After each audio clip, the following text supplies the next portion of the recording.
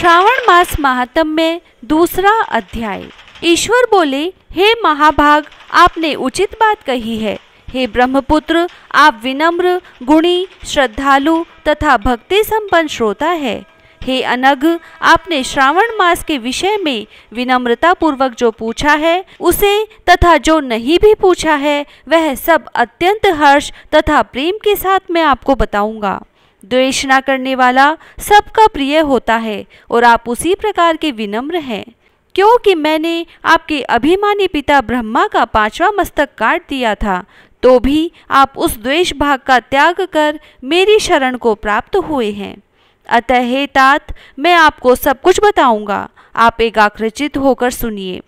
हे योगिन, मनुष्य को चाहिए कि श्रावण मास में नियम पूर्वक नक्त व्रत करे और पूरे महीने भर प्रतिदिन रुद्राभिषेक करे। अपनी प्रत्येक प्रिय वस्तु का इस मास में त्याग कर देना चाहिए। पुष्पों, फलों, तुलसी की मंजरी तथा तुलसी दलों और बिल्व पत्रों से शिवजी की लक्ष्य पूजा करनी चाहिए। 1 करोड़ शिवलिंग बनाना चाहिए और ब्राह्मणों को भोजन कराना चाहिए। महीने भर धारण पारण व्रत अथवा उपवास करना चाहिए। इस मास में मेरे लिए अत्यंत प्रीतिकर पंचामृत अभिषेक करना चाहिए।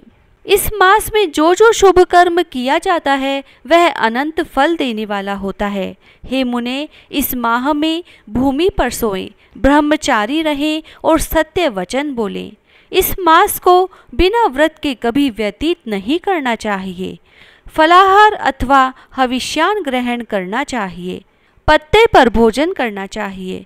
व्रत करने वाले को चाहिए कि इस मास में शाक का पूर्ण रूप से परित्याग कर दे।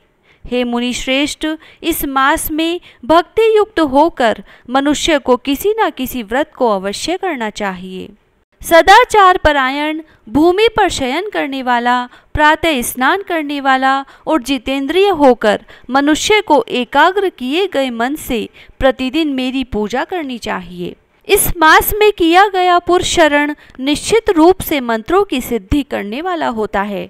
इस मास में शिव के षडाक्षर मंत्र का जप अथवा गायत्री मंत्र का जप करना चाहिए और शिवजी की प्रदक्षिणा, नमस्कार तथा वेद पारायण करना चाहिए।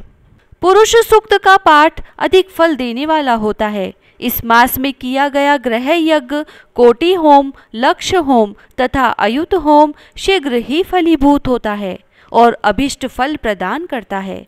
जो मनुष्य इस मास में एक भी दिन व्रतहीन व्यतीत करता है वह महाप्रलय पर्यंत घोर नरक में वास करता है। यह मास मुझे जितना प्रिय है उतना कोई अन्य मास प्रिय नहीं है।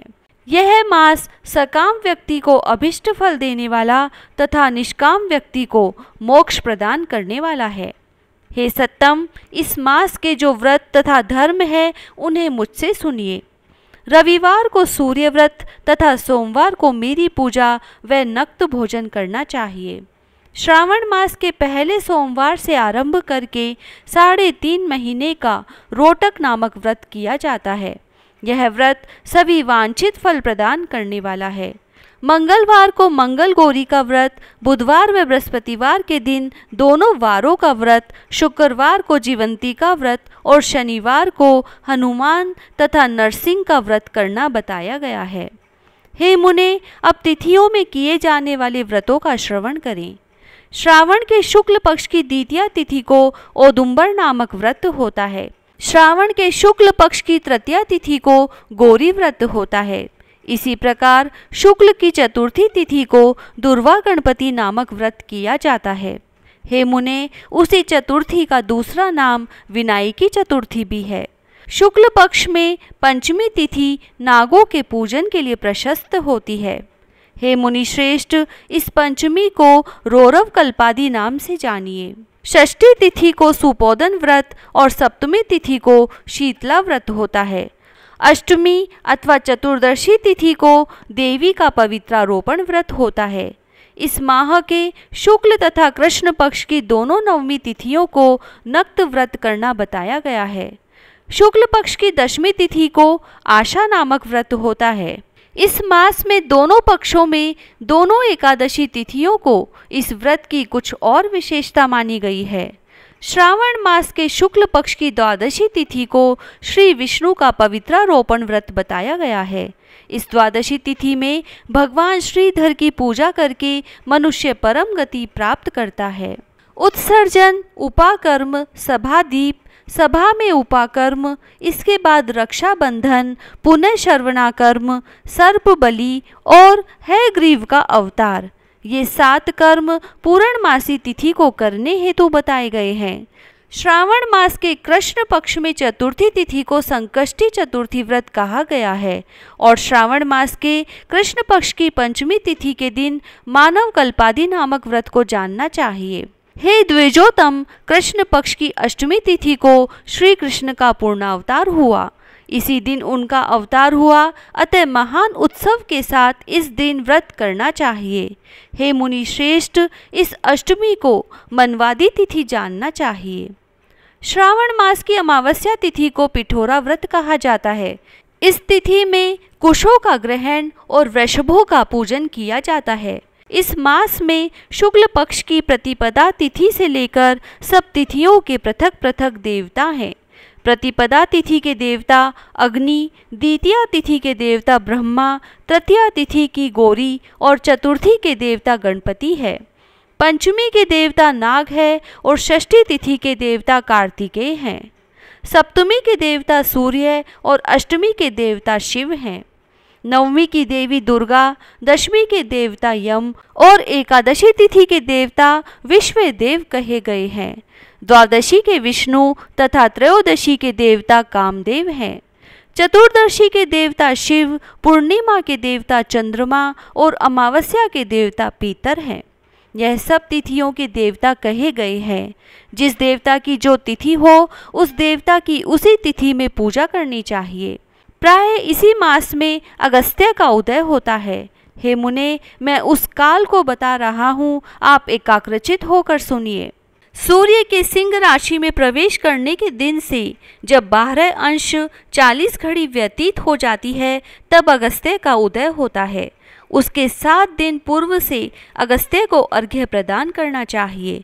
12 मासों में सूर्य पृथक पृथक नामों से जाने जाते हैं।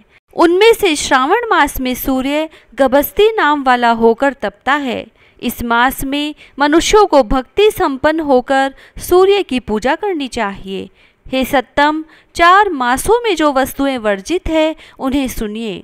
श्रावण मास में शाक तथा भाद्रपद में दही का त्याग कर देना चाहिए।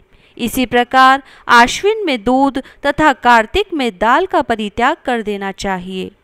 यदि इन मासों में इन वस्तुओं का त्याग नहीं कर सके तो केवल श्रावण मास में ही उक्त वस्तुओं का त्याग करने से मानव उसी फल को प्राप्त कर लेता है।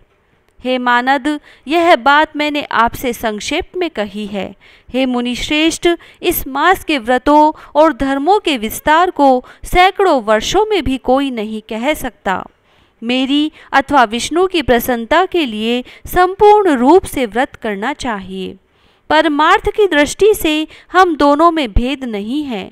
जो लोग भेद करते हैं वे नरकगामी होते हैं। अतः हे सनत कुमार, आप श्रावण मास में धर्म का आचरण कीजिए। इस प्रकार ईश्वर सनत कुमार संवाद के अंतर्गत श्रावण व्रतोदेश कथन नामक दूसरा अध्याय पूर्ण हुआ। जय श्री राधे।